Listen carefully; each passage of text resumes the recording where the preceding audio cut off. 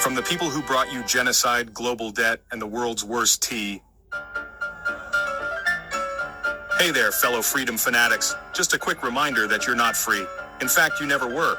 You're like a cow born in a fenced-in pasture who thinks he's wild because nobody's milking him yet. But don't worry. Today we're going to walk you through the exact moment your freedom turned into a stock number. Spoiler. It was all because a certain king with unresolved trauma and tiny crown energy wanted to own everything, including your brain.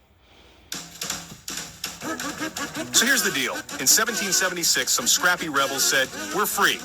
But behind the scenes, Britain just turned around and said, "Okay then, you're free. But we'll start a business in your name and run it like a theme park." And in 1871, they did just that. They created the United States Incorporated, a corporation, not a country. And you're the unpaid intern working there, thinking you're the boss. From 1871 to 1933, they built it all with real gold. Courthouses, roads, banks, institutions, you name it. Real gold, real labor, real value. Then, plot twist. They declared bankruptcy like a broke Vegas gambler who just bought a Ferrari with your credit. And since gold was too real and honest, they said, let's switch to fiction.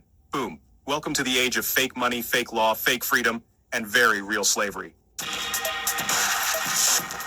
From that moment forward, you weren't a citizen. You were an asset, a product, a barcode with shoes. They used your birth certificate as collateral and opened a secret trust in your name. Oh, and your social security number? That's your employee ID in the fiction factory. The joke's on you. You're not free. You're just managed. But don't worry. They gave you TV, credit cards, and bacon-wrapped distractions to keep you from noticing the cage. You go to work to pay taxes to the corporation that owns you. And then you die. But hey, at least you got to go to Olive Garden. Now let's talk about King Charles III, the real mastermind behind this empire of emotionally stunted control. This guy has the self-esteem of a wet sock and the charisma of a DMV printer. But instead of therapy, he decided, I'll control the world, lock them down, inject their DNA, herd them into QR code condos. The dude wants smart cities with no guns, no cows, no freedom, just surveillance towers and bug protein. Because when you're an emotionally broken beta with a paper crown, your only solution is turning the Earth into a glorified prison planet.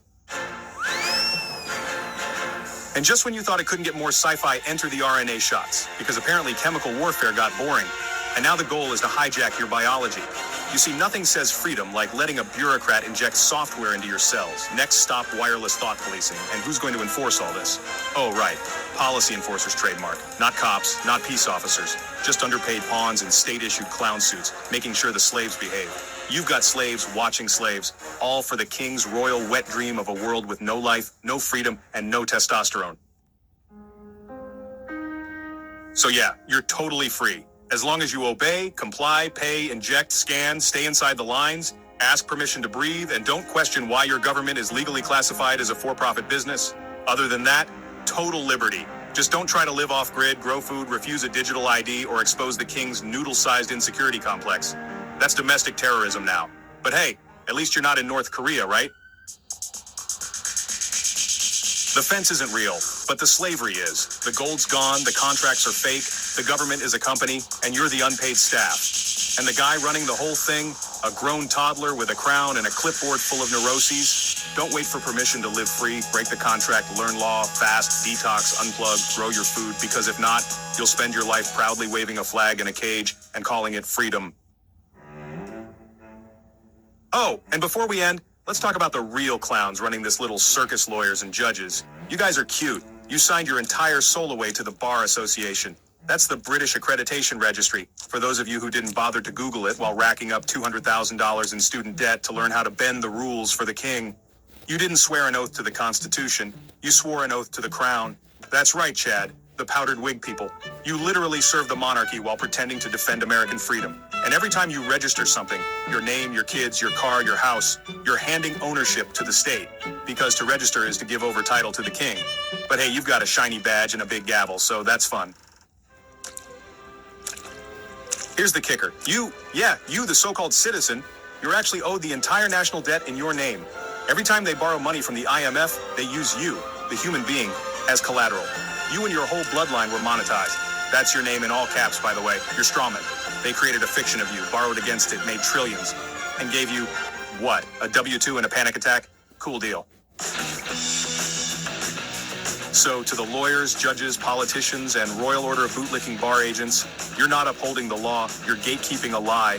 And when this all collapses, spoiler alert, it will, you'll be the ones crying that you were just following orders. Too bad the Constitution wasn't included in your overpriced law degree. But hey, at least you looked official while enslaving your fellow man. Now sit down. The people are taking it from here. Learn your rights, exit the fiction, claim your trust.